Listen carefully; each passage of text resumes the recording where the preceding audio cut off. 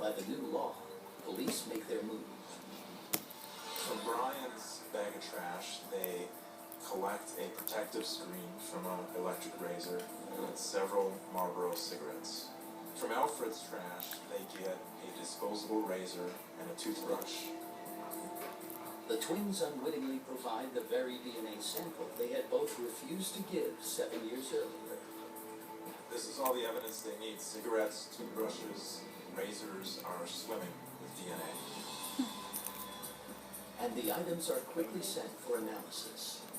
So, testing in the early 90s took a long time, but by the early 2000s it was much faster. We could do a test in 1 to 2 days. The entire case hinges on whether the DNA on the items retrieved from the trash bags match up with the semen on Lori. Without a match, the case may be dead forever.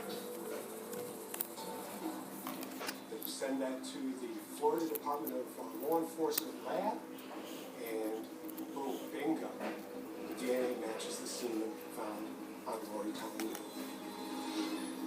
Police are now certain the Calzacordo twin raped and killed Lori Colleen. The chances of this DNA matching another person is 1 in 1 quintillion, and that's a number with 18 zeros.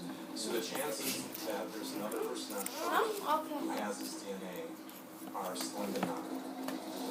But they now have a new problem. Identical twins share identical DNA. The police, I'm sure, thought they had the case in the bag. They had it nailed down when all of a sudden now they have 2 suspects again.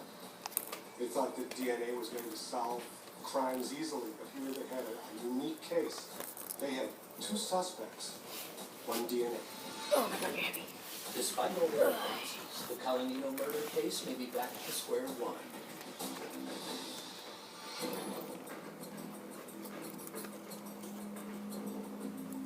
The Pinellas County Sheriff's Department detains and questions both of the Calzacordo twins, and it's clear that Brian is their primary suspect. He's the one that lived only 100 yards away from the victim. He's the one who could see her door from his living room window. And he's the one who worked only a couple of blocks away. Brian was the one that left when the police officers were going around asking for DNA from everybody.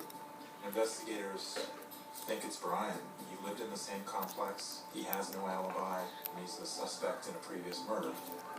With the physical and circumstantial evidence they've accumulated, the detectives feel certain they have their killer twin.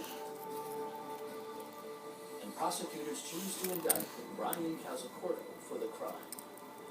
The case goes to the DA, and the DA says, we're going for the death penalty. Brian remains behind bars, but it doesn't mean he'll stay there. This trial was going to be a trial that was filled with a lot of surprises. Brian isn't going to take the fall on his own. His shared genetic identity means there may be a way out. And Alfred Jr. suddenly finds himself on trial. The defense contended that the police had the wrong twin brother. The famous Calzacordo loyalty is about to come undone, and one twin will be pitted against the other. We could tell that he was just pure evil.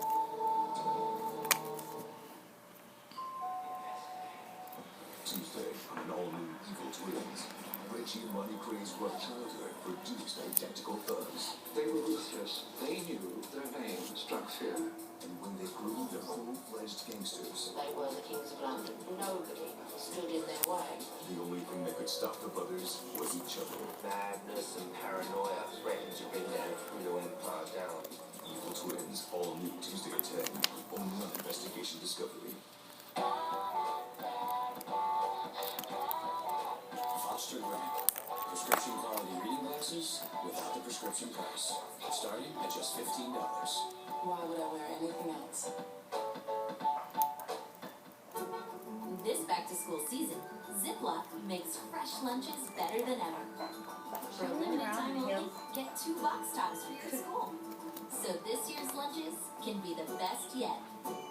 SC No, why can't I Johnson. stay awake? There are millions like you I living can't with stay awake right rosacea, now. seeking relief from facial redness, bumps, and dryness. Now there's Rosacea Gel, effective non-prescription treatment for rosacea symptoms. Rosacea, the new face of rosacea relief. Did you say?